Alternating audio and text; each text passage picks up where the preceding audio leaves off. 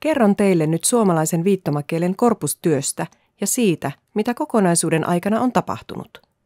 Suomalaisen viittomakielen ja suomen ruotsalaisen viittomakielen korpusprojekti alkoi vuonna 2014.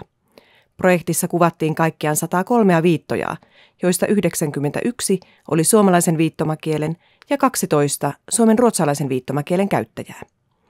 Videoaineiston annotointi ja muu korpustyö saatiin päätökseen suomalaisen viittomakielen puolella ensimmäisen kokonaisuuden osalta vuonna 2019, jolloin se julkaistiin Kielipankissa. Sinne vietiin noin 14,5 tuntia videomateriaalia sekä annotoinnit.